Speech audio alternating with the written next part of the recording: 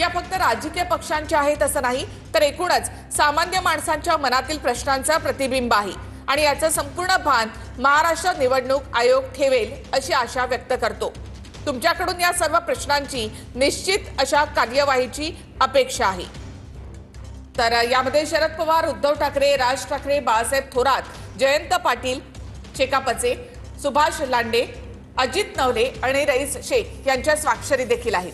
तर या शिष्टमंडळानं हे संयुक्त निवेदन निवडणूक अधिकाऱ्यांकडे दिलेलं आहे आणि त्यावेळेला उद्धव ठाकरे, राज ठाकरे यांनी काही प्रश्न उपस्थित केले। अनेक ठिकाणी खोटी मतदान नोंदणी करण्यात आली असं उद्धव ठाकरे यांनी या ठिकाणी म्हटलेलं आहे। तर अनेक ठिकाणी खोटं मतदान नोंदणी करण्यात आली असं उद्धव ठाकरे यांनी म्हटलं। शिष्टमंडळाची निवडणूक आयोगाच्या अधिकाऱ्यांसोबत बैठक सुरू आहे। राज ठाकरे यांनी देखील काही प्रश्न इथे निवडणूक अधिकाऱ्यांना विचारले आहेत। दोन ठिकाणी मतदारांचं नाव कसं असा सवाल राज ठाकरे यांच्याकडून उपस्थित करण्यात आलेला आहे। वडिलांचं वय मुलाच्या वयापेक्षा कमी कसं असा सुद्धा सवाल राज ठाकरे यांच्याकडून विचारण्यात आला आणि निवडणूक लागली नाही तरी मतदान नोंदणी बंद का केली असा सवाल राज ठाकरेंनी केलाय। वडिलांचं वय मुलाच्या वयापेक्षा कमी अनेक ठिकाणी असं घडल्याचं राज ठाकरेंनी या ठिकाणी सांगितलेलं आहे, विचारलेलं आहे। दोन ठिकाणी मतदारांचं नाव कसं असा सवाल मनसे अध्यक्ष राज ठाकरे यांच्याकडून उपस्थित करण्यात आलेला आहे। तर मतदार याद्यांमध्ये घोळ असल्याचं राज ठाकरे यांनी म्हटलं। जितेंद्र आव्हाडांकडून विलास भुमरे यांच्या वक्तव्याचा संदर्भ या ठिकाणी देण्यात आलेला आहे। विलास भुमरे यांनी आपल्या एका सभेमध्ये आम्ही बाहेरून मतदान आणलं असं म्हटलेलं होतं, त्याचा संदर्भ इथे जितेंद्र आव्हाड यांनी दिलेला आहे। एक आमदार म्हणतो आम्ही बाहेरून मतदान आणलं, याचा संदर्भ आव्हाडांनी इथे दिलेला आहे। विलास भुमरे यांनी सभेमध्ये हे वक्तव्य केलेलं होतं, तर याचा दाखला या ठिकाणी आव्हाडांनी दिलेला आहे। जितेंद्र आव्हाडांकडून विलास भुमरे यांच्या वक्तव्याचा संदर्भ देण्यात आलेला आहे। विलास भुमरे यांनी एका कार्यक्रमामध्ये व्यासपीठावरून हे वक्तव्य केलेलं होतं आणि त्यावेळेला एकनाथ शिंदे देखील त्या ठिकाणी उपस्थित होते। एकनाथ शिंदेंनी विलास भुमरेंना त्यावेळेला रोखलं आणि त्याच्यानंतर विलास भुमरेंनी सारवासारव सुद्धा केलेली होती। तर हाच मुद्दा या ठिकाणी मांडण्यात आलेला आहे। अनेक ठिकाणी खोटं मतदान नोंदणी झाल्याचा या ठिकाणी आक्षेप जो आहे तो नोंदवण्यात आलेला आहे। यावर अद्याप कोणतीही कारवाई झालेली नाही असं उद्धव ठाकरेंनी म्हटलंय। अनेक ठिकाणी खोटी मतदान नोंदणी झाल्याचं उद्धव ठाकरेंनी या ठिकाणी म्हटलेलं आहे।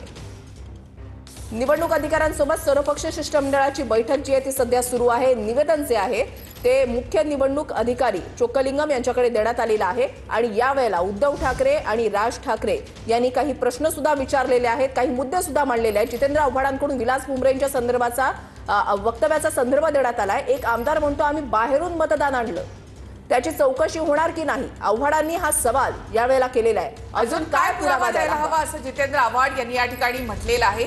त्यांनी विलास भुमरेंच्या वक्तव्याचा या ठिकाणी संदर्भ दिलेला आहे। त्याचबरोबर आता सध्या निवडणूक अधिकाऱ्यांबरोबर ही चर्चा इथे सुरू आहे। उद्धव ठाकरे, राज ठाकरे यांच्याकडनं काही प्रश्न इथे उपस्थित करण्यात आले। आव्हाडांनी विलास भुमरे यांच्या वक्तव्याचा या ठिकाणी दाखला देखील दिलेला आहे। तुम्हाला अजून काय पुरावा हवा असं देखील आव्हाडांनी इथे म्हटलेलं आहे। तर निवेदनामध्ये आणखी काही मुद्दे आहेत ते आपण पाहूया।